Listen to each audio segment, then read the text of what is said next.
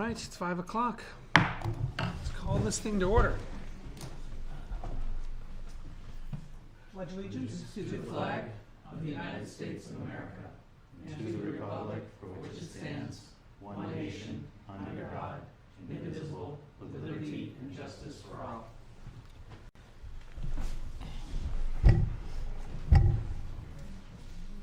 And do we have any board members on Zoom? No. Okay. Just confirming. So I'll make a motion to approve the March 25th regular meeting minutes. I'll second. Any discussion? All those in favor? Aye. Any opposed? All right. The Select Board will meet on the following dates at 5 p.m. Monday, April 22nd, Monday, May 13th, and Tuesday, May 28th. So that Tuesday is the one to note as a weird one. Citizens wishing to be listed on the Select Board's agenda should notify the Town Hall before noon the Thursday before the scheduled meeting. All meetings are held upstairs in Town Hall and held by Zoom. Zoom information can be found on the town's website, plymouthnh.gov. I don't have any notes today, but Scott, let's go into the town manager's report. Sure. Good evening. Town of Bridgewater and Hunt Road East, an update on that. The meeting that I was supposed to have last week got postponed until this Thursday, April 11th. So that's just an update on the culvert, that the portion of the culvert that Bridgewater owns on Hunt Road East, and working with them towards resolution of an easement for that small portion of the culvert. Kirk's on the consent decree. Again, I participated in the court-ordered mediation with George and Christine Kirk on Wednesday, February 28th at Pease Public Library. Present were Attorney William Warren, the town attorney, Attorney James Steiner, Kirk's attorney, the Kirks, and I. I have a consent decree tonight for the Select Board's signature. You received an attorney-client privilege document explaining the consent decree from me on Thursday. Assessing and reevaluation contacts, an update. We did receive the draft contract pricing from Whitney Consultants and pricing with regards to the new software Avatar to replace the current Patriot software. The draft contract was reviewed by the Department of Revenue Administration without any changes and as submitted by Whitney Consultants. Ann and I are in the process of going through the documents and will be prepared to present this to the Select Board on Monday, May 13th. Is that software a significantly different price than what we pay today? They all roughly are about the same price. It's the aspect of the software and the capabilities of the software and the ease of using it that make the big difference. Yep. Okay. Town clerk's office, the town clerk's office has been assisting in motor vehicle registrations for the town of Ashland while their newly elected town clerk is in training. The total revenue from what Plymouth brought in for the month of March, starting March 20th through March 29th, from performing the Ashland DMV is $762. We receive $8 for each registration that's processed. Additionally, the town's clerk's office will have a quarterly report included in the weekly newsletter, which went in last week. Thank you, Amy and Melinda. Primex, our workers' comp and property casualty insurance, Ann and I will be meeting with Primex, our workers' compensation insurance carrier, to review the town's losses and discuss programming for the next year to include a no lost time incentive program. We have that meeting this Friday afternoon. Health Trust medical coverage, Ann and I will be meeting with Health Trust with regards to adding an additional medical plan that will provide cost containment strategies. The coverage will be similar to what we did last year and should provide additional savings to both the town and employees. Welfare Director's report from March. Mary Ann handled 19 visits and/or correspondence with individuals seeking assistance. The areas of assistance were housing, electric bills, temporary shelter. Mary Ann has started invoicing Tri-County CAP for the 23-24 cold weather shelter reimbursement that we spoke about last time. Plymouth State University update. Community Council meeting will take place this Wednesday, April 10th, here at Town Hall at 5 o'clock. 5:15. 5:15. I thought we had to 5, but did we change it to 5:15? 5:15. 5:15. The tentative agenda includes the Plymouth State University Orientation, Office of Community Impact, Plymouth State University Enrollment, the budget, and the Plymouth State University Town Partnership. The 2024 Campus Compact for New Hampshire PSU President's Community Partner Award from President Burks. I am pleased to congratulate the town of Plymouth on being selected as this year's recipient of the 2024 Campus Compact for New Hampshire PSU President's Community Partner Award. This award is given to a nonprofit organization that has enhanced the quality of life in the community in meaningful and measurable ways and engaged in the development of sustainable and reciprocal partnerships with the university. We appreciate your support and partnership. You are invited to attend the annual President's Awards Ceremony, Tuesday, April 9th, 2024, from 12 to 2 for the presentation of this award. This year's event will be held at the Manchester Country Club, South River Road in Bedford. Bill Bolton and I will be attending tomorrow. Hey, just before you move on from that, big shout out to you. That's recognition for hard work that you've done with the university over the past year, and well deserved. And I'm glad you're getting recognized in that way. It's really I'll fantastic. second that. I can sell third, Thank you. definitely. Downtown drainage project update. Our next construction meeting was scheduled for Tuesday, April 9th, but due to the weather, that's been pushed off to Tuesday, April 16th. Same schedule that applies. They will start next Monday, hopefully the 15th, on Warren Street and Russell Street areas, but more to come after the meeting on the 16th. And that really finishes my report. Just for note, I will be away for the next meeting on April 22nd. I'll be away on vacation.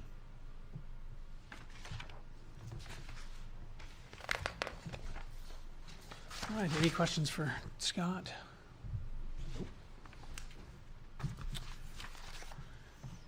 New purchase orders and grants. We have a purchase order here from Palm Incorporated. This is for parking meters. Nate, do you want to speak to this? Sure, so these are the purchase order for the South Main Street project. So initially, when we did it, we thought we would just do Park Mobile, but I don't think that's feasible. I think we still have a large population that wants the meters. So this is an order for all of the meters, the posts, the heads, and the inserts that are gonna go down South Main Street. I think we have figured in about 10-ish that are replacements that need to be replaced through towns anyways. Palm has always done all of our meters. They program all of our meter inserts when they come to us, and that's who warranties all of our stuff. So we actually just got Palm integrated with our iPark, which is how we monitor parking, and Park Mobile, so now we kind of do it all together on one device, which is really nice. So you'll see there is only one quote from Palm because that's who we've always used for all of our parking stuff here in town. Have you examined looking at other vendors? So I did start to look at other vendors, and unfortunately, most of the stuff you see is just, everything is like the scan to pay now. Like it was really hard to try to find the old-fashioned parking meters, and then to do the inserts. And so one of the other things we do is if an insert breaks, we can interchange them throughout town. And I think we'd have some difficulty if we went with a different vendor now, trying to interchange them with the 110 meters that we already have here in town. So that's why we did stick with Palm Incorporated. The other thing with regards to this company, I checked with Josh from HEB, as well as Steve Grenice, and this is the company they use when they're installing parking meters throughout New England area, is that it's one that they've worked with for many, many years, and the only one they find suitable for parking meters in their downtown areas that they're installing. What would be the cost if we installed the same meters that we have right now on North Main Street down to South Main Street? I know people aren't used to them. I forget what the meters are called. So the parking meters we have out there right now? Yes. So that's what this is. This is to They're install not the meters. old. No, these are what we have on Main Street Gotcha, I currently. misunderstood. These are just the posts, then you need the heads, and then you need the shell casing, and then the inserts that go in them. So it's still the scanning that We will have that as well, so that's Park Mobile, and we Right. already have that down there. Right. We Okay. just haven't extended the signage. Gotcha. So as opposed to putting signs, because I think it would be difficult to find places for signs down on South Main Street, we're just gonna keep doing our stickers on the meters themselves. Gotcha. So you'll have the option. You can do the Okay. Park Mobile, or you can put a quarter in the meter and Gotcha. Sorry, go into one of the misunderstood. businesses. How is this budgeted for? Well, I'm sorry, sir. How is this budgeted for? This is through the parking fund, and currently in the parking fund, there's about $187,000 in the parking fund. But we didn't, but this wasn't planned as an It expense this was year? not planned. What was planned in the downtown drainage project was just the poles to put signs on them. So no, it was not budgeted for this full proposal. Okay. But that's what the parking fund is for, to That is correct. replace these things eventually. That's why we put money in there every year. Correct.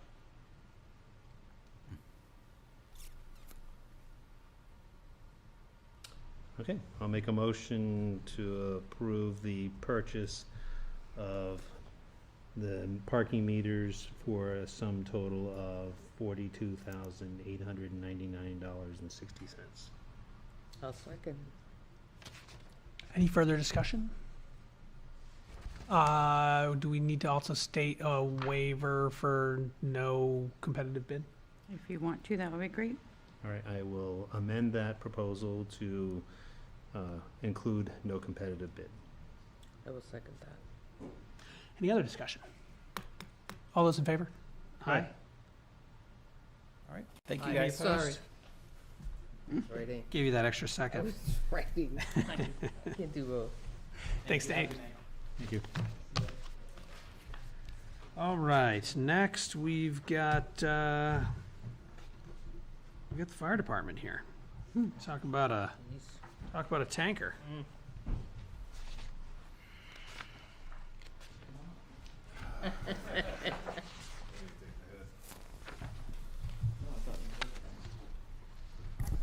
Good evening. Hey, Kevin. Do you want to start off, or? All right, so attached, you guys, all should see the letter for the purchase order for a Pierce tanker. This is gonna replace the 1997 Freightliner Smeal tanker that we have presently, the behemoth, if you will, that you see drive around town. I would say it's fair to say we got a lifespan out of it. Presently with that truck, the 1997 is having, significant motor problems. We're constantly chasing the motor. It's got significant rot because it is old. The body's rotting out, the frame's rotting. We have looked at the option of refurbishing it. It's just not practical. Every fire truck has its day, essentially, and this it's coming up. It's actually to the point where it's more of a concern as it goes out, for long distance fires. We have provided you with 4 quotes, Lexus fire trucks, Rosenbauer, Pierce, and E1. The truck that we came in the lowest, ironically, and that the committee all recommended was Pierce, for the sum of $960,065. It's almost nauseating saying that number. The reason the committee unanimously chose Pierce, and first before I get too far ahead, I need to take a minute and acknowledge our committee. Captain Tobine in the back, he is the chair of the committee. Myself, Captain Peck, Lieutenant McGlone, Firefighter Mills, and Firefighter Gregson were all in the committee. They've been working on this for a year. We all have been. It's been a horrific process, and mostly because of the fact that the market's changed so dramatically.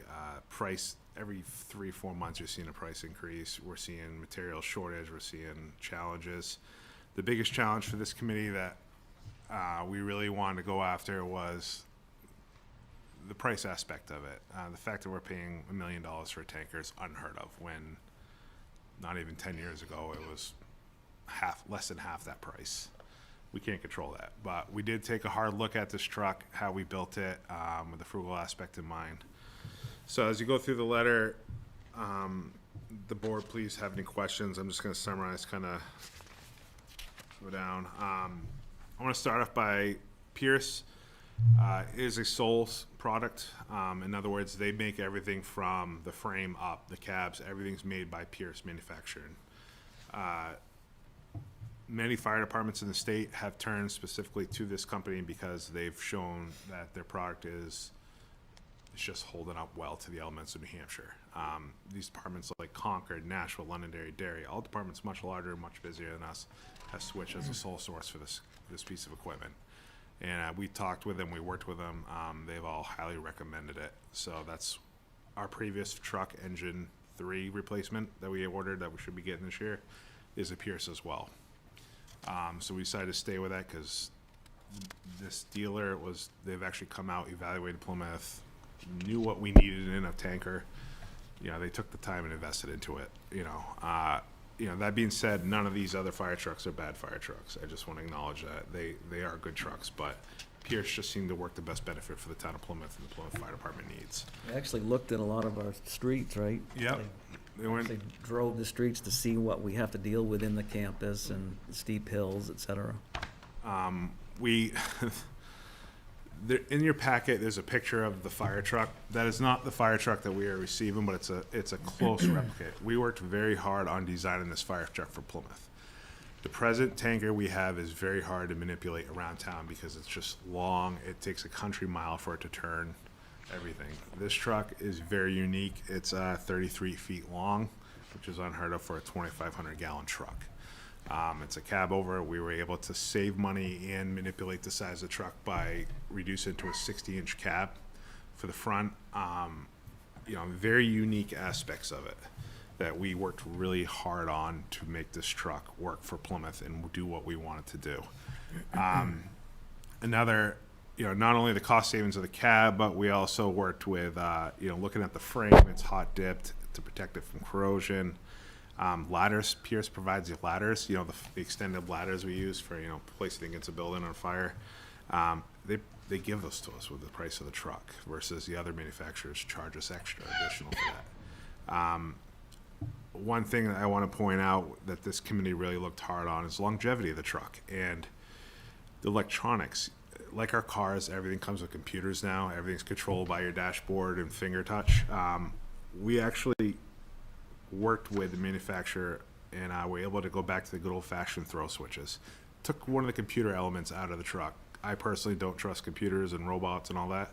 I just think long-term wise, there's a really big financial issue with them because you're constantly replacing them and looking at challenges with that.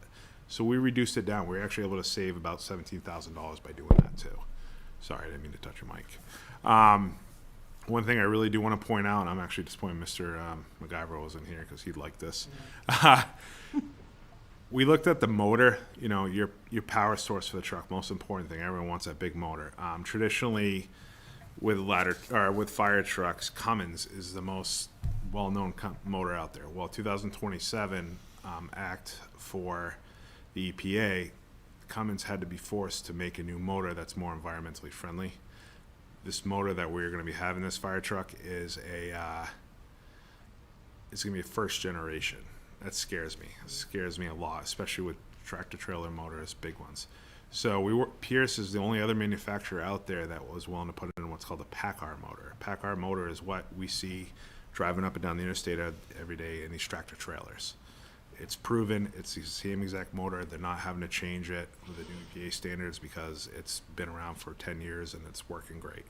So we were able to utilize that motor in this new truck, which will really save us in long-term maintenance problems versus using that first generation Cummins where we all know it's going to have to go back and forth getting things tinkered on. That was actually also a $50,000 savings for us in this truck. It's the PACCAR MX-13, which we're really excited about. It's new to us, but it's going to be a good thing. These are just some examples of how intricate this fire truck was and how much this committee worked on. We've been working over a year and right down to the soup and nuts of it. The financing, I do a correction on that. The financing I wrote in this letter was the initial that I went through. I'm going to leave that to Ann to talk to you folks about because this is more her department. She's actually found a better deal for the community, so I'll let her talk on that. By us signing tonight a couple things will happen. Obviously, we don't have the community's support for the financial aspect of it, but it's going to allow us to get the trucking manufacturer, and it's going to take about 30 months to get this truck delivered. That's just the way the market is. It's all the fire trucks are back ordered. By signing tonight, we can get that already in production and get in the wait line sooner than wait until next year.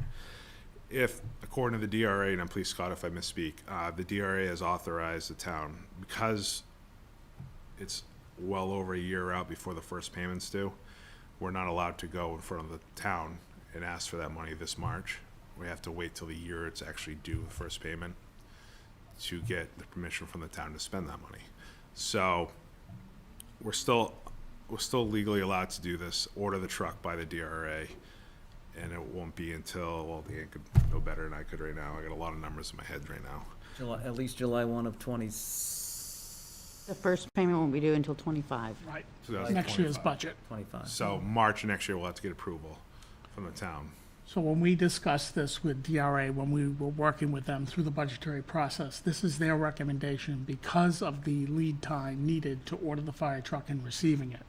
And they do authorize us, or authorize the Board of Selectmen to enter into a long-term lease as long as there is an escape clause in that. And with the financing both that the fire department looked at and what Ann has been able to pull together with Franklin Savings Bank, both of them will acknowledge and adhere to an escape clause, which in the event we go to town meeting next year and we raise and appropriate whatever the dollar amount's gonna be for that payment over an 8-year period, and the town says no, the bank takes the fire truck back, no penalties for the town at all.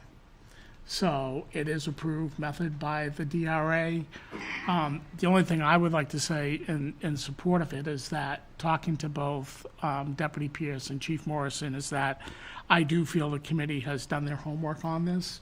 And when you look into the NFPA, the National Fire Protection Association standards, especially under 1901, which talks about the safety, the performance, and the equipment on a piece of apparatus, the recommended time frame for a piece of apparatus is 20 years.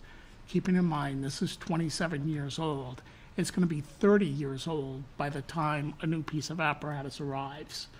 The maintenance cost on this, on the 1997 that we would be getting rid of, has been over $25,000 in the last 3 years. And that's just to keep it on the road and to keep it running in order to go to fires. You should never have a first line piece of apparatus that's over 20 years old. And this is a first line piece of apparatus that is the second piece out of the barn to respond to any type of fire. And it's just not, under NFPA 1901, it's just not a safe piece of apparatus to be using as a frontline piece of apparatus at this time. So I think they have done their homework through this, and they've looked at the different options. They've looked at cost-saving strategies on how we can reduce the costs by funding different pieces of the apparatus, as Kevin mentioned, with the computers, the engine, and the ladders, and other things that have been brought forth. But I would recommend this, and I think, shame on the town of Plymouth for losing out on the capital improvement program over the past few years, but now we're in a place where we have a system, because in all honesty, this piece of apparatus should have been replaced 7 years ago, not waited till it was 27 years old. But we didn't have a plan in place. We didn't have that capital improvement program in place to be able to estimate and create sustainability year over year in budgeting for those capital improvement projects. The second piece, if I may, to that repair cost is the downtime. I mean, we only run 2 engines now, and when that truck is out for repair, we're down to 1, which means we rely on mutual aid with the second truck coming from Ashland, Holderness, Campton, Rumney, wherever. So that's an important aspect to that, too. I'm confident that this is the best truck for this community, and I would echo Scott and the deputy's comments about the committee. They have been diligent for a year, meeting with all these vendors at length, looking at their trucks, visiting other facilities and looking at similar trucks. They've put a lot of work into it. I'd like to hear a little bit more about the computer aspect and not doing the touch screens and newer technology as opposed to going back to switches. I know you said you're uncomfortable with computers, but I guess I'd like a little more factual, why not use the computers, the newer? prime What example. functionality do we lose? And Functionality, more of it is, it's essentially just a large computer screen, touchscreen that you can work through and navigate instead of having all your gauges up high. right. All right, this has about a $45,000 cost fixed to it. Now, prime example is Ladder 1 has one in it. E1, who was the manufacturer of that, that's all they sell. Their trucks all have them, no questions. The problem is we actually had that thing fail, and just a little tiny switch for that computer was $1,300 that we had to pay to have replaced. And a screen breaks, that's $7,000 to replace a screen because it's their own technology. They own the price. Versus good old switch, it's all hardwired, it's all there, it's redundant, it's proven. Those It's switches, safe. I'm sorry, go ahead. And my experience in the fire service is the simpler is the better. It's the safest route, especially for firemen. We can all memorize switches. We don't have time to memorize to go through 3 different screens in a computer to turn on the side lights during a fire. It's a safer option in my opinion, and it's better long-term for our trucks. The scary thing with those screens too is that there's times when the whole thing is gone. You can't operate any of the switches. The whole panels, the whole screen is dead. Right, but and as the you- switches can be replaced locally. We don't have to take it to Lakes Region Fire Apparatus or Portland, to have a computer replaced at great cost, like the deputy said. And I think the manufacturer's comfortable with this. That's what I like. If they thought there was gonna be an issue, they would have said, no, we're not doing that. I just wonder, no offense, as you bring on younger folks, We are. folks, who are more comfortable with touch screens as opposed to the switches if it's going to last 20 years. Yeah. Yeah, I don't know. It's. I guess the argument could be both ways. My opinion, this is the better option for cost if fixed it over a long-term period. I don't want to see a computer fail during a fire when a switch won't. Switch is just hardwired. It's been around forever. Most communities are trying to stay with switch. Holderness just ordered a fire truck, same exact thing. They took the computers out and stayed with the switches because it's just one less thing to fail during an emergency. And they went with Pierce. They went with as Pierce well. as well, yeah. And this is one of the things that I got from Concord. It was one of their recommendations, and it's working for them. They 10,000 times busier than we are. Kevin, with regards to ISO ratings, the Insurance Services Organization, and the insurance ratings they put on the town, there's something that is in effect with that based on the age of your apparatus. Am I correct in saying that? Yeah. So it does affect the ISO ratings in the town of Plymouth for us that own homes. It affects the rates that insurance is being charged at based on the capabilities. I mean, there are several standards with regards to it, but the capabilities of what your fire department, your water system, your apparatus, your training of your firefighters has to do with the ISO rating in the town as well. Which is what determines homeowners' insurance rates, for those that may not know. Absolutely. And also the water supply, which I think you said, this is a 2,500 gallon tank, which is what we're replacing, so that will be maintained. And that's nice to see coming. We have, 3/4 of our town does not have a hydrant system, and it's nice to see that 2,500 gallons coming sometimes. Water on wheels. Did we look, this is it's a custom designed, specific to us. Did we look at any used options, given that we're not a Concord, that we are a smaller town? And Used options we'll look at. It's actually Rumney's just went through that. Campton Thorne is going through that now. You can't find a used fire truck because of the wait lines for a 30-month build time. People like Hampton, for example, they're down 2 fire trucks. They're dying for a fire truck. So they just bought what was a pre-built, and they're just waiting for it to be delivered now. But yeah, the used fire truck market is slim right now because everyone's buying them up. That being said, there's a lot of risk inherent. It's like a used car, but accelerated, because fire trucks, no matter how you use them, are not easy. I'm sorry, Go ahead. I haven't invested a lot of time because they are slim. It would require, flying out a mechanic to these communities and doing to protect the town the most. We'd have I mean, to when go you're a lot. talking about $1 million purchase, though, That's going to last. you over could afford 30 to fly out a years. mechanic, and Over 30 years or 20 years. Yeah, yeah, you're talking about 20, not 30, right? yeah, 20. I would personally be uneasy with used fire apparatus. And depending on the age, you would have to have it certified every year, the pump, et cetera, which there's a great cost of that. And probably more importantly Is the that fact necessary for the existing truck too? depending on the age, yeah, when they hit a certain age. The other part of that I think is more important is that because we only run 2 engines, they have to be set up to do everything. It's not just going to a fire. These trucks go to accidents, chimney fires, hazardous materials incidents, water rescues. So they have to be set up to handle all of that, which is what leads us to custom apparatus, not, a cookie cutter or used. Yeah.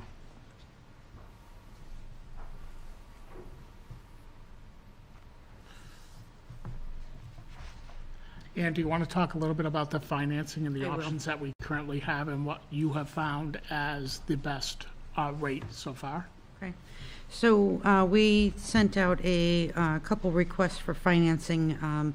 We initially thought this was going to be a $1.4 million fire truck. It has now come down to $911,320 if we can get this done in the next 30 days. Okay? So it's, we're asking for the board to approve $960,000 max. But we're hoping for the 911. So there's only a couple banks that really offer what the town of Plymouth needs for a lease. We're not looking to go out and purchase a truck and make payments to the bank in that manner. We're looking to purchase a lease. At the end of it, we will own the vehicle. But places like Meredith Village Savings Bank, we contacted them, and I didn't realize, but they will not offer lease with a non-appropriation clause. Why is that? They don't want to be in the fire truck business, so to speak. If the town says no money, Now they're what's gonna sell a Meredith fire Village truck. Savings Bank gonna do with it, so they'd have to deal with that. So the 3 areas that we have found, Franklin Savings Bank at 5.25, Republic First National, which is usually who we use for fire trucks, who we've used in the past, have been very good, 5.37. And First Governmental Leasing is the first time they have reached out to us, actually. They came in with a rate of 7.99, not even close. If we were to purchase this outright as a loan through Meredith Village, that came in at 5.99. So we're still looking at Franklin Savings Bank being the best. Again, we're looking to do this within 15 to 30 days. I know Kevin probably cringes when I said 30, but they have, we've sent everything over to Franklin Savings Bank that we can send them so far, our audits, our budgets, everything that we can send them, the invoice that we have here, and they're willing to work with us to get that done. Now, if they can't, we're talking about $48,000 loss to the town. At that point, I think we should consider the Republic First National, but I would really like to give Franklin Savings Bank the opportunity to try to get this done. And they understand it. There is a non-appropriation clause in there. They understand the first payment is not until after July of '25. So, and, they're local. There's no down payment and there's no prepayment fees in Correct. the event that we would Yep. do a prepayment. Right. Yeah, if we win Powerball or something and we want to pay it off early, we can do that.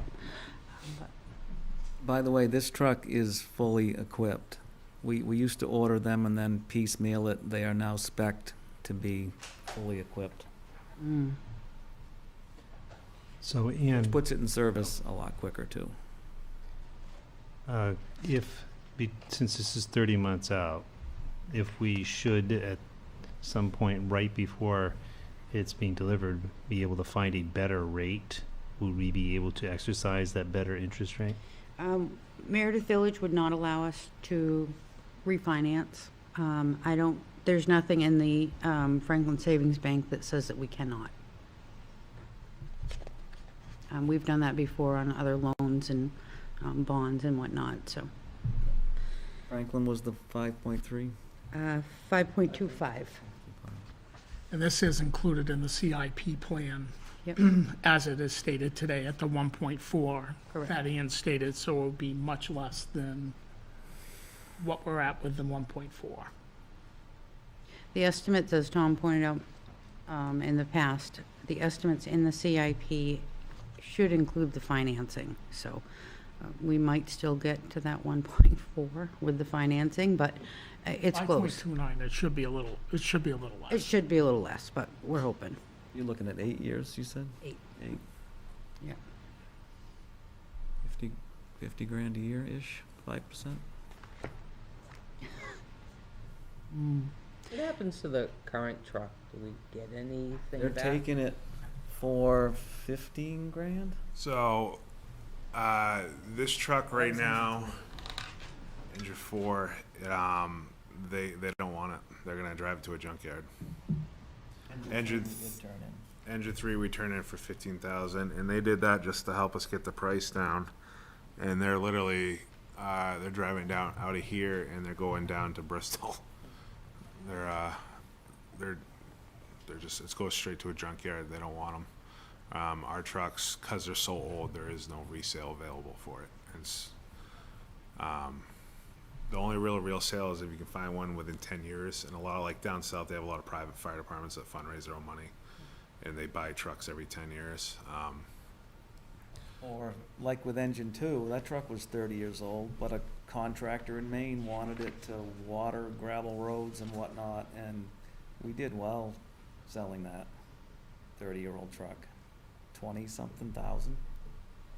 I mean, I think that's another important aspect you mentioned, Tom, is that we used to have 3 trucks.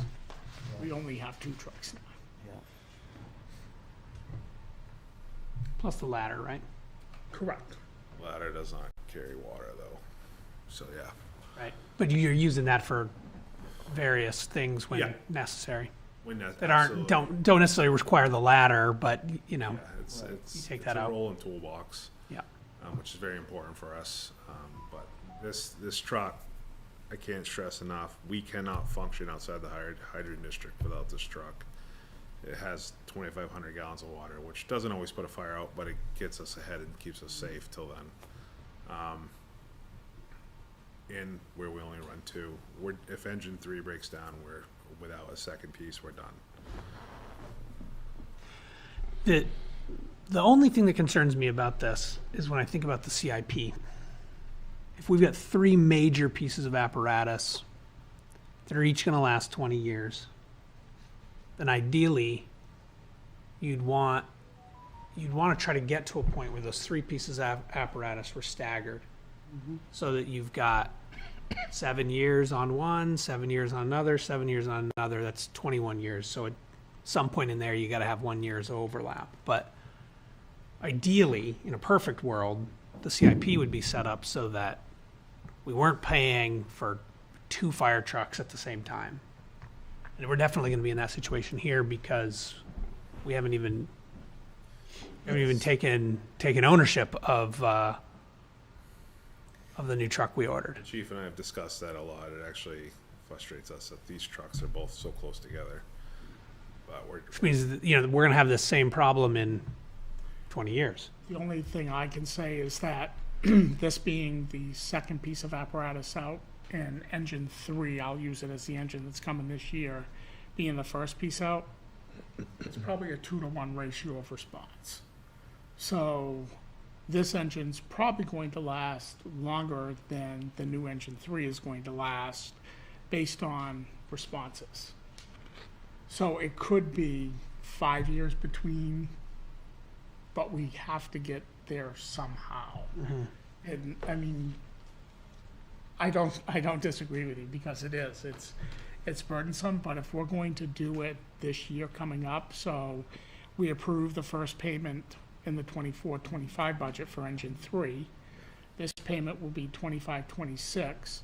And keeping in mind that $500,000 that was appropriated in the CIP will come out next year, which was the downtown drainage project. So that $500,000 comes out of it. And these two payments are less than that $500,000. So I think, and that's why we kind of did what we did, both with the sweeper, this engine, and the dump truck. Right, we get the highway To truck too. kind of place it that way, so that that $500,000 would be gone, but back in, but not increase any substantial amounts of money towards the Right, CIP. to keep it as level as we Right, can. sustainability and keeping that planned out. That's a great point, and we just went through that. We're replacing the newest truck first, because it's the first piece out. Engine 3 is only 21 years old. Yeah. I mean, 20 is the benchmark, but I wouldn't be surprised if this truck, as the town manager said, because it's the second Right. due, would last, I would hope, more than that, like this one has. Yeah, This is yeah. a 1997 that we're replacing, and it's tired, but it's, like the deputy said, we've gotten our money's worth. And are you saying it's 24 years old now? The one we're replacing was a 1997, so So it's 27. 27. 27 years, And by the time you get the new one, 30. Almost 30, yeah. Yeah. Just 3 shy. years old, yeah, that's a lot. Yep. So if the board is willing to approve this, on the bottom of my memo, last paragraph,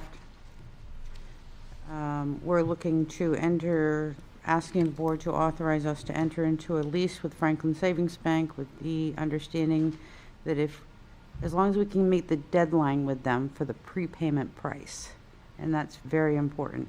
If they cannot, then we will actually move on to the Republic First National, because that is a significant, I mean, that's $48,000 in savings. That's huge.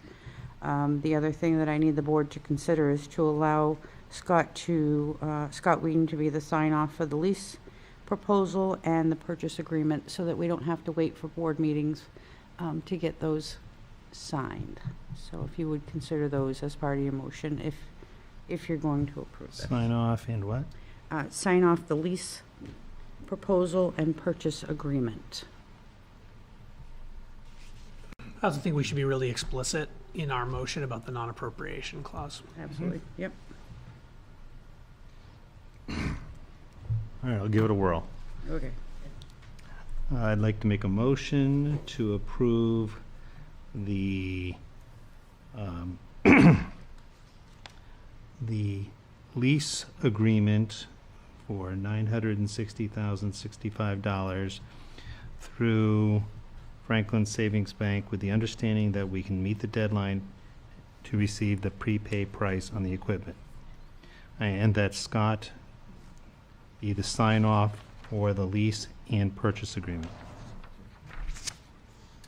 And that the lease contain a non-appropriation clause. And that the lease contain a non-appropriation clause. Thank you. Thank you. Yes. Second. Yeah, it's not opening. I know, it's so much. Well, any discussion about that? After all I've heard, no. Bill, you joined us late? Felt Yeah. like you got everything you needed? I think so, yeah. Yeah. I did like you questioning the fact of a touchscreen, or at least, Those youngins will do. Actually, as an IT guy, I fully appreciate the desire to have the old-fashioned switches Yeah, when it comes to life safety. 100% agreed. I mean, poke your head in the cockpit of an airplane, and they don't have big fancy touch screens. They're covered in toggles because That's right. those work. And I think the point of that touchscreen dies, you lose So much functionality. everything. You have one of those toggle switches die, well, you might have lost a light. Right. It's a whole different situation. I think It makes a lot of Being in sense. that seat when you've lost a computer is a scary thing. And not to mention Absolutely. Yeah. that 10 years from now, will you be able to get that part? Probably not. And then what will you be faced with? Oh, you'll have to upgrade your computer system in your truck for Right. X number of dollars because something failed. Mm-hmm. So I fully appreciate that. I get it. Yep. And you never face that with the toggle switches. And switches burn up, you pop them out, replace them, and you're done. Back in business. Mm-hmm. You're saving money in the long run. Yeah, and gaining significant reliability. You sold me. Yeah, Take two. I spent a lot You of time. sold me. Easy. And you, Okay. and you know, you get those little 10-year-olds who want to climb up in the truck and flick the toggle switches. It's way more satisfying. It's way more satisfying Here, than hit the little. playing with an no, iPad. not that I one. mean, I still remember being that 10-year-old kid. All right, all those in favor? Aye. Aye. Any opposed? And thank you to the committee. I know, I can remember my father got the first brand-new fire truck for the town of Leominster in 1992. And I can remember countless hours that he spent doing the research and the planning. I had the opportunity to travel to E1 and see that truck being made when I was 10. So I know how much work it is, and great work from the committee. By the way, that other truck is due in June. Yeah, it's looking like June right now. That committee will go out to Milwaukee, or no, Appleton. Wisconsin, Appleton, Wisconsin, probably the end of May to do the final inspection on that, just so that the public's aware. Is it you? I know we finished. Is it unique to do custom? Is that a? I would say that's Pretty much the prevailing standard now. order, yeah. They do make what's called commercial chassis, which is what Engine 4 is now with the traditional front nose big motor, where they just take a Freightliner and put a fire truck body on it. But for, like I said, it takes a country mile for that thing to turn, and it's comes the problem with, all right, the frame broken in the front of the truck, it's got to go to a Freightliner dealer. The motor's got to go to a motor dealer. The switches burn up all of a sudden. You got to go to Freightliner. The back of the pump broke. You got to go to the fire truck dealer. It's really a hassle. And where this truck is so unique that bumper to bumper, it's built right by the same person. One call does it all. One call and they come fix it. And that really is the name of the game, because as long as we're down and out with the fire truck, it costs the town money. It costs us liability, really. So. Thank you all for your support. Thank you. Thank you very much. Enjoy. Did you vote on that, Zach? We voted. You did? Yeah.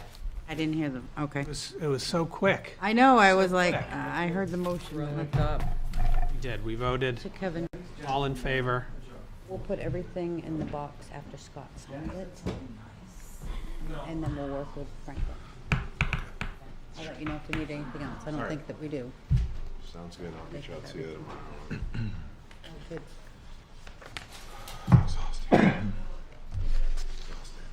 Have some more. No, I'm done.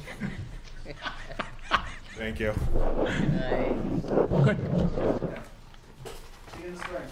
Yeah. Oh, I have a quick one for you, actually. Oh, Any update on the committee for the building? Yes. Yeah, we have a meeting next Monday. Right. Not. You Or- were on. And it's the wrong. I may not be seeing your emails. I may be getting your emails. Those are two different things. That's when you kick back too. Yeah, same here. I think he has us blocked. Monday Could at be. 9 o'clock here. Yeah. Which day? Monday the 15th at 9 o'clock right here. So next Monday, 9 a.m. Okay, I'm good with that on my calendar right now. Thank you. Yeah. Mary, you got our email? I did. Okay. Thank you. So it's just me. The newest member brings all the snacks, by the way.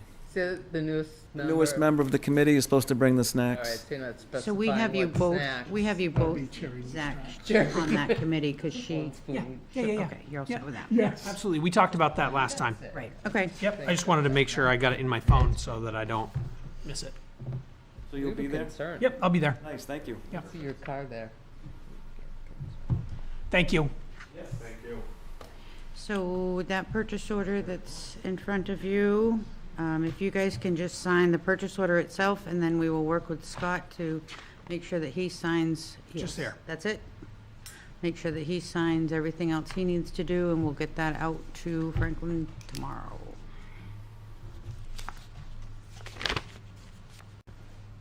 Do you have a pen? Rosemary, you have a pen? Great. I don't have a pen. Everybody. All right, that takes us to the other exciting agenda item of the Yes. evening.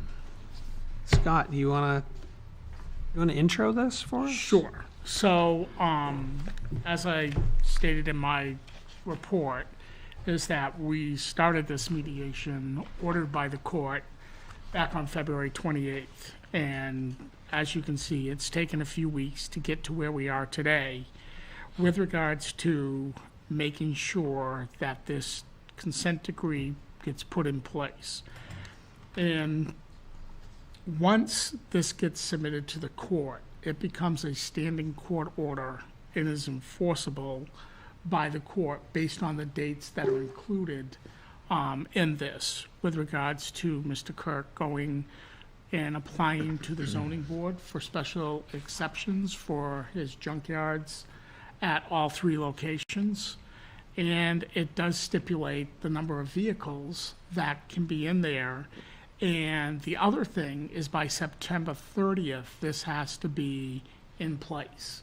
So what that means, if it's not in place by September 30th, Grafton County Superior Court will start levying fines based on this consent decree not being followed and adhered to.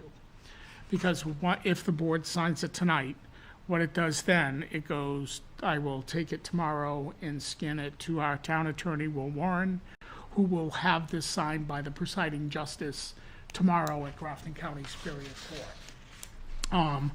I think we're at a place where it's in the best interest of the town to move forward with this, to come into compliance. And Marianne had a question for me, I think over the weekend, was why haven't we done anything before on this? It's because prior administrations didn't want to deal with it, is what it comes down to. And when I started in 2021, we started working with him. And when the court saw all the efforts of what we've tried to do in good faith to get him to come into compliance, they said, work on a consent decree, you get it signed, get it in place, and then you have a standing court order for compliance. So it really takes us through all of the violations that were in place based on my notice of violations to George Kirk on all 3 properties, 491, 495 Tenny Mountain Highway, and 540 Daniel Webster Highway, and puts it into compliance with the zoning ordinance and regulations. And 495 and 491, those are the 2 on Tenny Mountain Highway that are effectively kind of treated as one Correct. space. Correct. Just so I understood that. I'm not sure I follow because I've read this like 3 times. What happens if he goes to the zoning board and they say we're not going to grant the special exception? Because that's out of our control as a select board. I see there's a clause for it, but I've read it a couple times. I don't understand. What happens if that What occurs? happens is that he has to be done with the junkyards, and the vehicles have to be moved off-site based on court order. Okay. Because the integral part of this, Zach, which is sometimes hard to figure out, is that he does have a New Hampshire automobile dealer's license. So he's allowed so many vehicles on that lot based on that license. Right. So what we would have to do is then determine, here's what you have for your dealership, but you cannot be operating as a junkyard, which means that the zoning board could then say, okay, based on the number of vehicles, we're lowering the number of vehicles. These number of vehicles can never be increased, but the zoning board can lower the number of vehicles that can be on site. Well, they could only do that. They could only do that When? How would they do that? They can do that based on them not affording the special exception for the Okay, junkyard.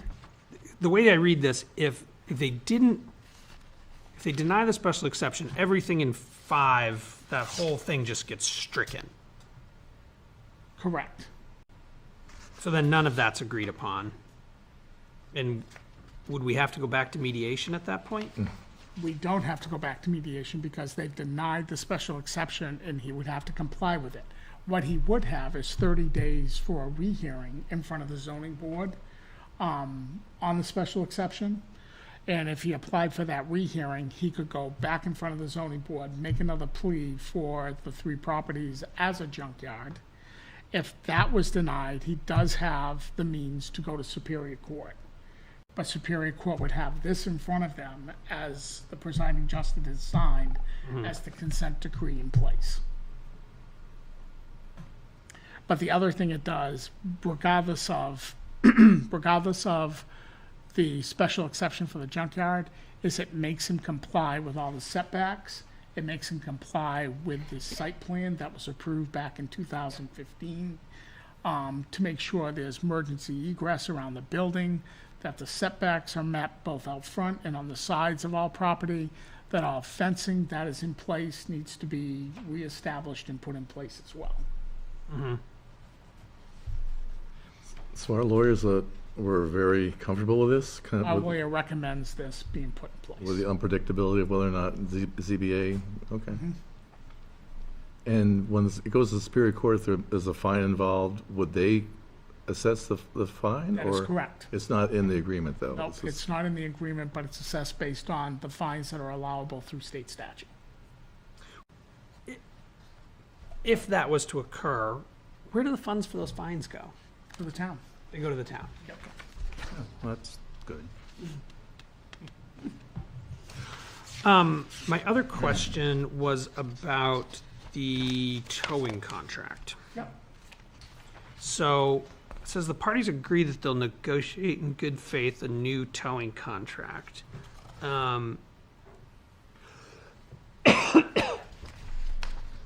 Is there, the existing way that towing contract was written, So is there a yes. time limit on that? Is it? So the history behind that is there's FCC rules that govern towing and recovery. The town of Plymouth wasn't adhering to the FCC rules with regards to tow and recovery, with regards to a contract with a towing recovery company. Because under the FCC rules, we, the town of Plymouth, cannot establish what a tow or recovery company can charge. Okay. They tell us what they're going to charge, so it's all up front. But we can't write in the contract that you're only going to charge up to $100 for a tow, or whatever. We were in violation of that. So they should have been allowed to tow all through these years back 2018, 19, 20. In that time frame, they should have been allowed to tow because we were in violation of the FCC regulations. Can we, if we renegotiate a contract for towing, can we put something in that contract that requires, or that makes it only valid if, you know, these other things remain in place, like that he remains in good standing with setback areas and with the consent? Because what I would hate to get into a situation with is where he makes some sort of calculation that says, hey, I know what my fines are from Superior Court. It's more profitable for me to tow cars and stockpile them here and pay the fines. It's better for me to pay the fines because I'll make more money with the towing contract, right? And then we suddenly get this overwhelming number of cars. We can't tie those together, but what we do is when the police department calls for a tow, we tell them who's next on the rotation and what the costs are. If they say they can't afford that cost, they move on to the next that's on the list. So we can't dictate the cost, but we obviously will tell the individual having their car towed what that associated cost is. So I'm less worried about the immediate costs to the tower and more about things getting out of hand in that location again. Which I think we have to look at that independently. From the tow contract to the zoning violations. We can't put anything in that towing contract that says if the tower, and not just for this person, for anybody, if the tower's in violation of rules and regulations of the town, then we're gonna drop them out of the rotation? My understanding is no through Will Warren. It does state, though, on here, that first sentence, it says that he will, or Kirk's will comply with his obligation under this consent decree. So I think what we do is if he doesn't comply with the consent decree, we take him off the towing list. Right. Well, that's my It says he question. has to Can we do, comply. that's what I'm asking. Can we do that, or are we gonna get I think ourselves in based trouble? on that, what Ann just read, we certainly can. Item 8, which just says, that, Mr. Kirk Am I- complies with his obligation under this consent decree. The town hereby agrees to waive all statutory fines and penalties that have accrued, may accrue through September 30th, 2024. Should further court action be required to resolve the above caption proceedings or the claims raised in the above caption proceedings, the town may seek imposition of statutory fines and penalties commencing October 1st, 2024.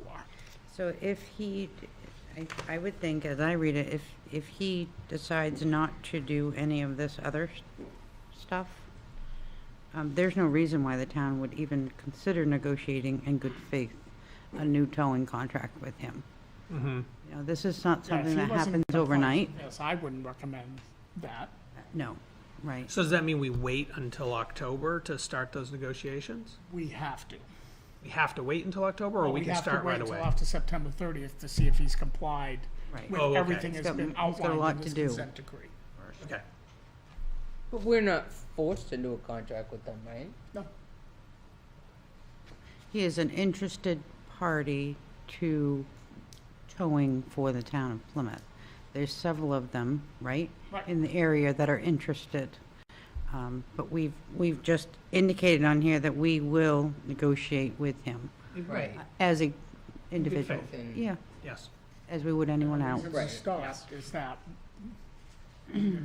we, the town of Plymouth, didn't agree with the rates he was charging, which was illegal to do based on the FCC language. of That wasn't towing. the only reason. The other concern was that the space where he was putting these cars was overflowing with vehicles, and we, the board at the time, were very concerned that there was no space for these vehicles, and what we were being told was, well, he had to keep them for a certain period of time, he couldn't move and so we were like, well, then we should stop sending jobs your way because you're overwhelming this piece of And property. that's why we put the number of vehicles in there, because you see, he started at 1 in 375, and we got him down to 250. Anything above 250 will go to his, what I'll call recovery lot up in Groton. Okay. Who enforces that? The ZBA or Enforces that they don't, that they're following everything in the decree? They're code not enforcement over. officer. Okay. It would report back to the ZBA. Then we're not doing anything out of the ordinary with them that we wouldn't do with anybody. Nope.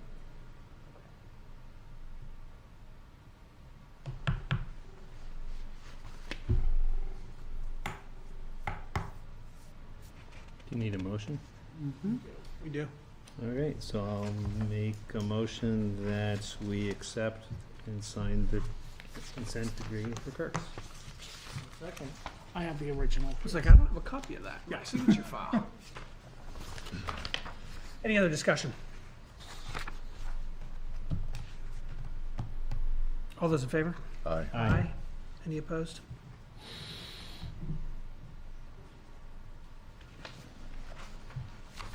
Pen, please. Oh. Okay. How many cars does he have there now? How many what? How many cars does he have there now? Right now, there's about 280 cars between all three lots. So, once this is signed, he needs to lower that by 30 cars based on Did you already sign it? number of Yeah, vehicles just put on your each date property. on it. Right. It's not gonna make a huge Mary Ann Oh, hasn't signed sorry. it. visual. It will on the setbacks. It is for, 'Cause he's parked in the setbacks. Because, Those are the vehicles will have to go. Gotcha.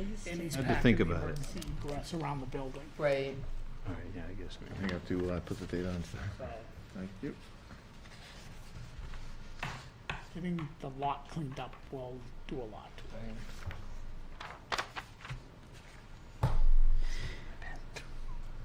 Scott, did you want to talk about Little Antlers at all, or do you, just because that was brought up at a prior meeting, just to get it out to the public, what you Everybody found? had the opportunity to look at the email I sent today from John Radigan. I didn't see the email today. I didn't see it either. So, at the last meeting, I'll take that one, just so I can scan it. Yep.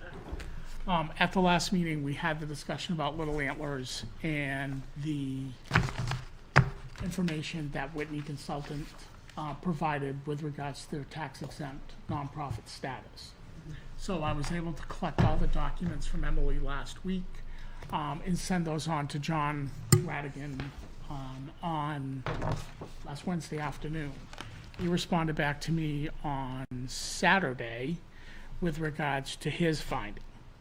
Do you want me to read the whole statement from him? Yeah, that'd be great. Okay, 'cause I haven't read okay. it.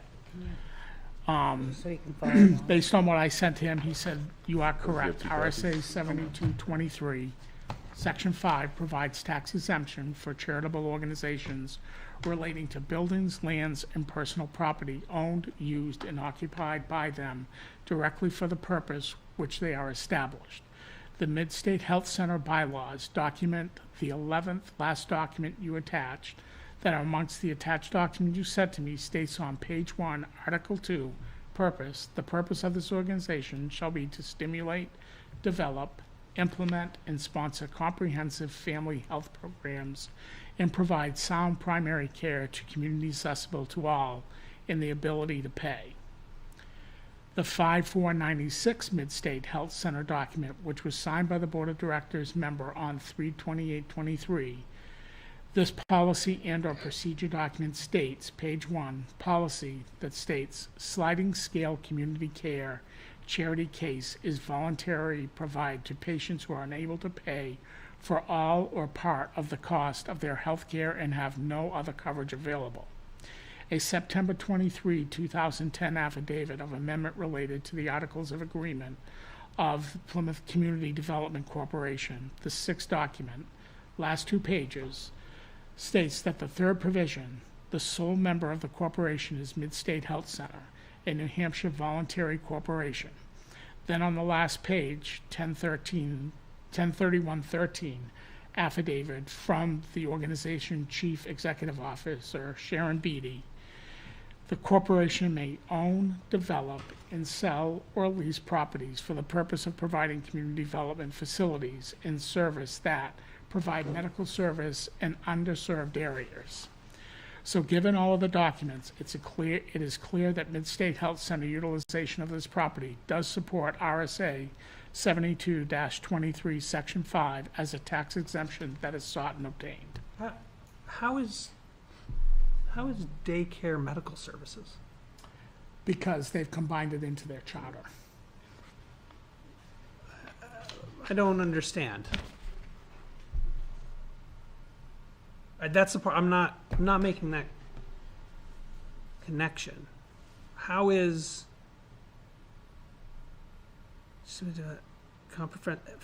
family health programs? It's because of sound primary care, but primary care, that's like PCP. That means like physicians. That's medical, primary medical care. I think it's provide medical services in underserved areas. And what they're alluding, Daycare, that's not medical services. it can be considered, yes. If I can't claim daycare on my health insurance claims, then how the hell do you claim it as a medical service? Can we push back on John and say, how is daycare, where in the Sure. statute is daycare a medical service? Absolutely. That seems like a leap to me. I was wondering that myself. I wasn't sure. I didn't connect it. Yeah, I will do that tomorrow. And maybe there's some definition in that we're missing. But That could at be. least we're doing our due diligence and he can provide that to us. Mhm. Yep, I will do that tomorrow. Perfect. Is Anything- that also, sorry. No, go ahead. Sliding scale, does that mean everybody's on that sliding scale? It could be, is what I'm told. Could be, but All, may not be. all depends based on the federal funding they receive. And they receive federal funding to subsidize those families that cannot pay full price. And I'm all for that, For sure. but I don't see how it's medical care. Aside from the fact that they may have to have somebody who is on staff that can treat skin, knees, and things like that. Like will any find out. daycare facility. Yeah. Just bring And, up a bullet and point. Marion, I'll ask that question as well on the sliding scale. Yeah, just Yeah, curious. no, Yeah, it's a good question. yep. I will get those answers tomorrow. Yeah. Because I would wonder if I could consider selling hamburgers medical services. People have to eat. If you don't eat, you're going to get sick and you're going to die. Right? Like, at what point can you stretch that definition to something that's absolutely absurd? The only thing I can think of from a healthcare perspective is that if somebody has a flexible spending account, they can use it for Use an daycare FSA for services. daycare Well, services. That's stretching it, okay? It's true, though. But you, But you right. can use your FSA, which can Right. only be obtained through a medical coverage program. At which point Rite Aid should file for being a nonprofit because you can use your FSA card in there to buy Band-Aids. Yeah, Right? It starts to I'm get trying to- Walmart should Yeah. register as a But that's nonprofit the only because you can use your tie to card to get a healthcare prescription that over I there. can see. Yeah. with No, that. I hadn't thought of that, but it's an interesting point. It's absolutely an interesting point. Because it's a designation through your FSA for that purpose. Yeah. But I'll find out more Yeah, it's information. good. Good. Thanks, Scott. Thank you. A lot of good work there. Appreciate it. Signature file. Okay. I Oh, have- did anybody have any other questions? I moved quickly off of that topic. No, I think you covered it. Yeah, answer. Signature file. So I just have a few items tonight. One of them is a abatement denial, and this is for a timber cut operation that took place at the Plymouth United Methodist Church. The church was actually, they received a bill for $1,849.51 for a timber cut that took place on their property. The timber cut for our parcel to provide some needed income for our church. Like many churches now, we are low in the number of people who attend the church, yet have a huge building to support. After our assessor reviewed that, the response from the assessor is to deny the abatement. The owner of the 334 Fairgrounds Road has requested an abatement of the timber tax of $1849.51. This abatement request states that the church had a timber cut done to provide needed income. The legislature did not specifically exempt religious or charitable entities from timber tax assessments, as they did for federal, state, local government, and other political subdivisions in RSA 79(1), 2B3. The parcel that they're talking about was harvested from a parcel that is actually in current use, which is much lower value than any market value. So I just wanted the board to consider denying this abatement application as requested by this property owner. Well, how much money did they make from the sale of the? Usually the assessment on timber is like 10% of what they made. So they didn't supply that documents, but if we use this number, we're looking at 18,000, a little over 18,000. So they could have supplied their weigh slips, their mill slips, I guess you call them, but they did not supply that. So we went with what they did supply. and request that the board abate that. Not abate. Don't approve it. That's what we request, so. So. You don't need to vote on it, I'm just looking for you to So sign we it. need to check the box that says denied. Correct. I didn't check it because I was waiting for the board to. So we have agreement that we're going to follow. Okay. Yes. I'll check the box and I'll sign. I have an elderly exemption, new elderly exemption this year, Pass it to you. that the assessor has reviewed, and they qualify for the exemption. Yeah, what's that? We have two new veterans exemptions have come in. They both have been looked at, and the assessor agrees that they do qualify for the veterans exemption.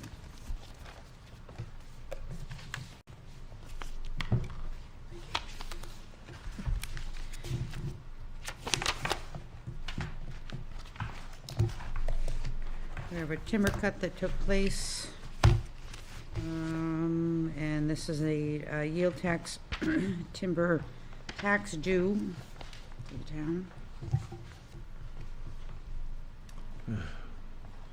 Since when do you demand the date?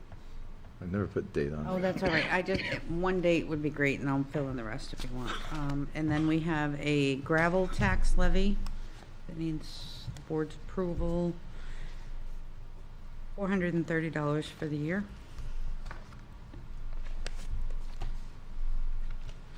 What was that again? Gravel what? A gravel tax assessment levy for Okay. the year. Yep. Ambrose. We have one more pit in town that we're waiting for documents, but we'll be bringing that before you as well.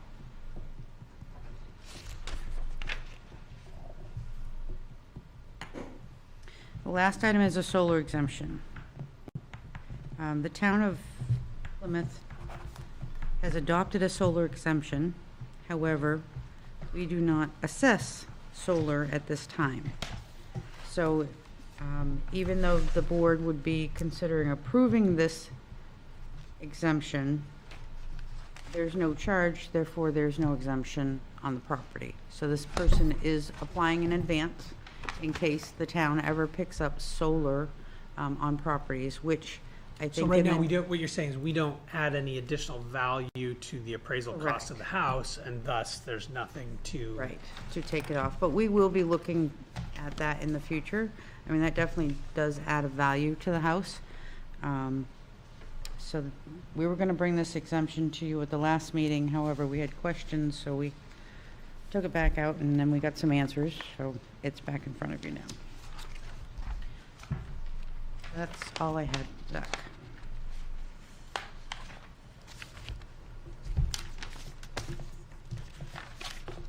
Sign all these and then pass them. Jeez, you're slowing down, Ted.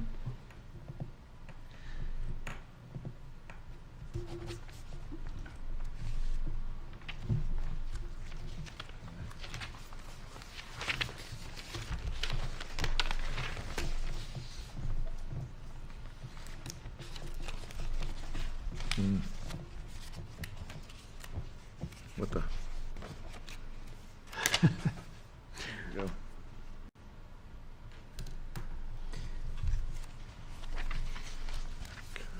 well, you don't have a pen now. You can borrow my pen now.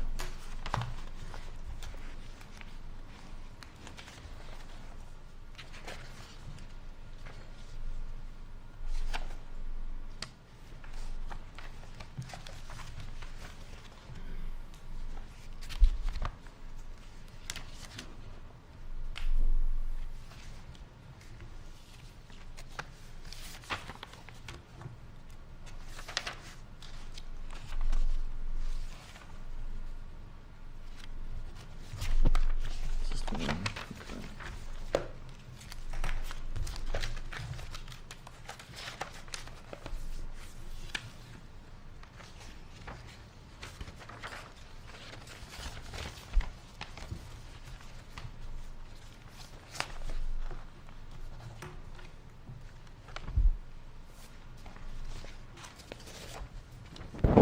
So should I apply for a solar exemption for anticipation of the actual Absolutely. value be added?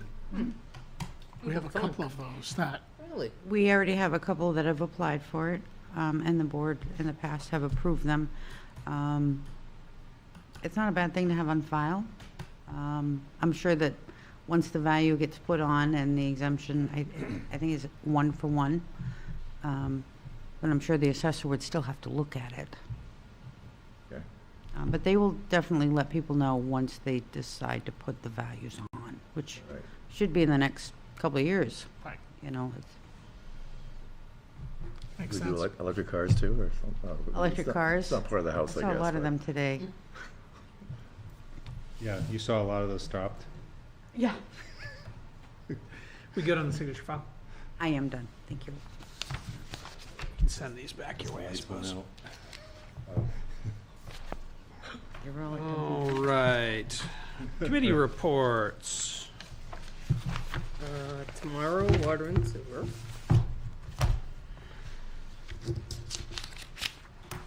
Planning board, That meeting was canceled last Thursday. They have a meeting next Thursday. how long, do we know how long Neil's in Florida? 2 weeks. So he won't be around next week for it? I don't think so, Zach. Put it on my calendar to go. Those are 6:30? 18th, yeah. Yep. 6:30? Yep.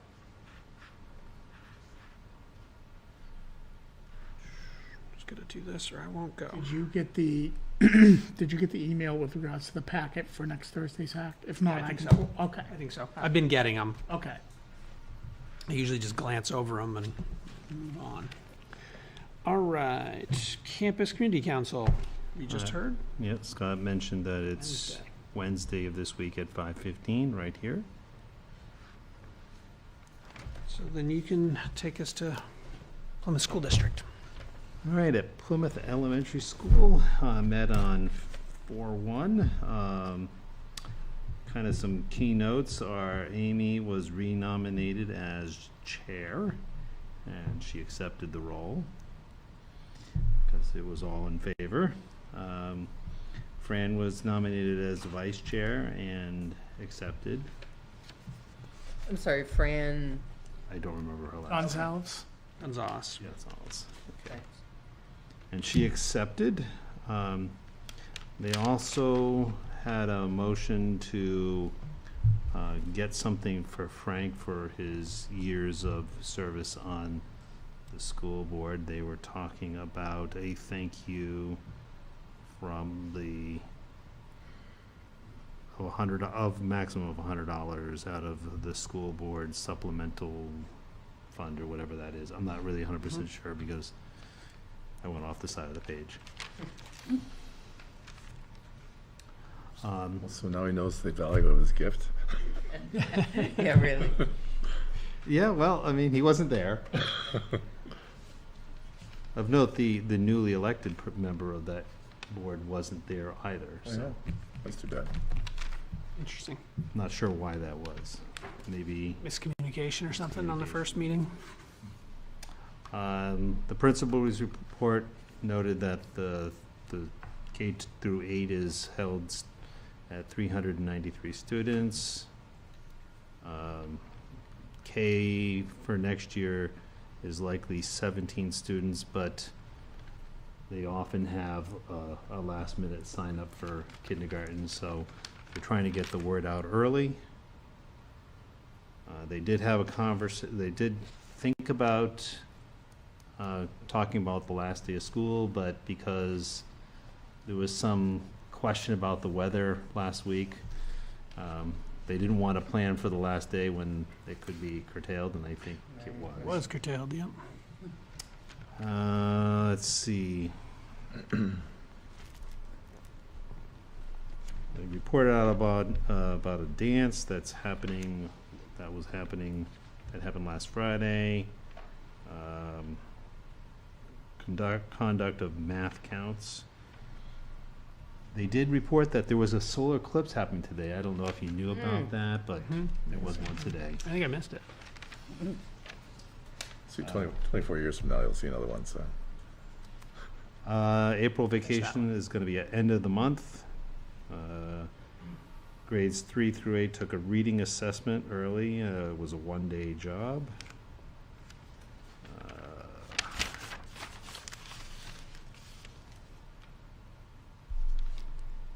PTA meeting this past Wednesday at 6:30. They're having an 80s dance party at Tenny on the 13th. I'm not sure it's theirs, but they were announcing at least that it was occurring. They did have some facilities issues. They were having Rowells come in. I think I saw Rowells leaving there today. I guess on one of the wings, things are not draining the way they're supposed to, and they were talking about having it sealed, similar to what I think we did here.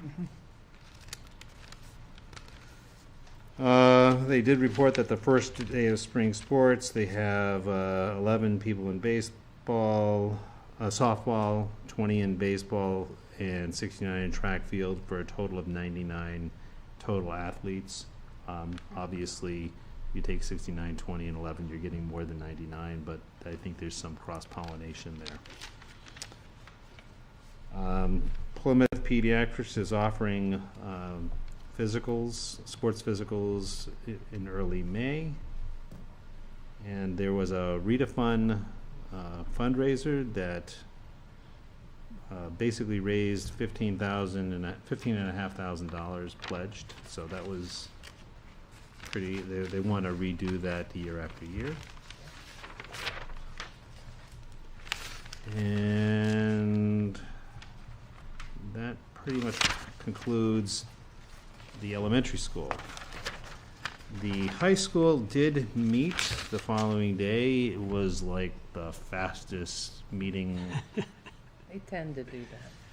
That one was on- exceptional. Yeah, it was like 5 minutes. What, and then non-public? No, it was because they were having, was it I'm trying to remember what it was that was right after Step Up Night. Step Up Night was that night, yeah. Step Up Night, they talked about the new principal coming in. The senior field trip went well. They reported good attendance at that event at the Flying Monkey. And they also decided to hold a full board meeting on the 16th at 5 p.m. I think that's largely to make up for the fact that this one was so whirlwind. Yep. And I did have in my notes that the meeting concluded at 5:05 p.m. And that concludes the schools. All right, what about Conservation Commission? Conservation Commission meets next Tuesday, the 4/16th at 7 p.m. right here. All right, capital improvement is at rest. LRPC, We're going to be meeting this Wednesday, and I think I mentioned the last time I was here, we were talking about the 5 applicants for the new executive director position, and there might be more that we might learn, but I'm not certain that that's going to happen that quickly.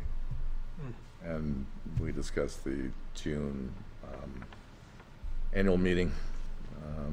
It's going to be in Meredith. I think it's June 14th, something like that. I'll have more to say after Wednesday's meeting. all right. Parks and Rec, Nothing to report. Parking Committee and Economic Development. I think we meet next week, I want to say the Next Tuesday. 15th, right? Or 15th or 16th, I think. 16th, you're right. So next Tuesday. A lot happening next week. Energy Commission. Happened to open up an email that indicates that we're going to discuss further the survey results. This is, I think, Wednesday as well. And also, well, it was kind of interesting. I don't know if it's like for Energy Commission or not, but I was talking to Brian Eisenhower, and there was an award for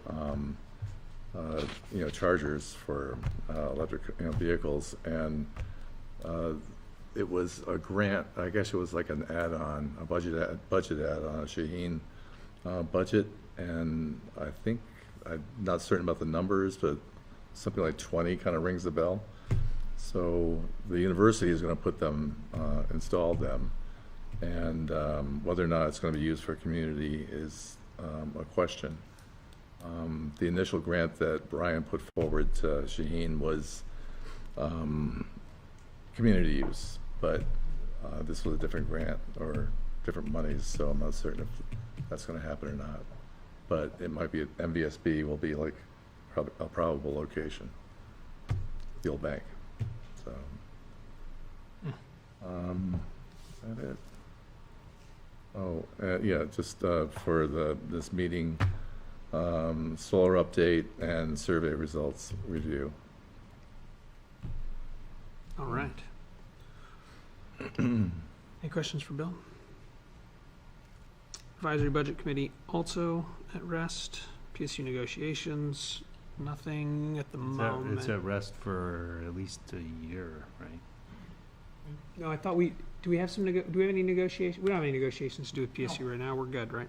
Until the fall, right? In the fall? For next year's budget, We 25, have a 26? 2-year agreement. It's a 2-year agreement, yeah, so there's not So even anything. it's like another year, so maybe we Okay. should just Yeah. remove it from the agenda. Chamber of Commerce, Thursday. Thursday. Seriously. Perlac, Tuesday, From Tuesday. tomorrow or next week? next week. Police and Fire, we just heard that's Monday of next Yep. week. And union negotiations. We'll start ramping up on that in July, most likely. All right. There's no public to comment. The one thing I had noted that I forgot to bring up last time is we should probably take a look at the board priorities and slate again that we're in a new year. Yeah. When we did those priorities, we listed them out for 23 and 24, but we can bring those back in front and. Yeah, see it if always we- just feels Sure. good to just take a look through them and when we start a new sort of year cycle. Yeah. Do that on Monday, May 13th, when I'm back? Yeah, that sounds good. Okay. And can I pig pile on that? What's that? Can I pig pile on that Sure. and ask for one other thing? That we review the roads management plan that was LFPC, yeah, sent through us a while back and see where we are at with that. Because it did dictate that we should be doing certain things and Yep. love to follow up and make sure that we're doing Like those things. that. We will have Joe here to go through that and outline what his plan is for this summer with regards to the pavement of roads, streets, and sidewalks. That'd be great. Anything else from the board? I have a few signatures here that you may have missed. Me? You particular? And Mary Ann as well. Must have been the hold up a bill. think it Never was. sent them over. So you'll have my to look lack of through pen. Yeah. to see which ones you you missed. up. We don't have any non-public for sure. Signatures on that. We'll look at the next one then. Oh, hey, look, there's one underneath. This one I missed. They I know, they were coming fast and furious. were, yeah. I know. We can take a look to see if you missed one in there too. While they're signing, I am very much looking forward to a newly paved downtown. Yeah. Yeah, I think a lot of people are. Yes. This was missing, yeah. Oh, yeah. I mean, I'm in hopes next Tuesday, when we have the meeting, the crew has been brought back for the start of Warren and Russell, and then hopefully that following Monday, work will start place on North Main Street from the Rotary back to Highway. Nice. Sounds good. Be real good. Okay. I mean, I will say they've been very good about coming up and checking and patching potholes, but it's been a tough winter. It's gonna be nice to have one surface. Even just a base coat to start with. I know, it'll be, Done. it'll feel like a Right. game changer. All right, motion to adjourn. All those in favor? Aye. Aye. All right. Jeez. Well, this thing.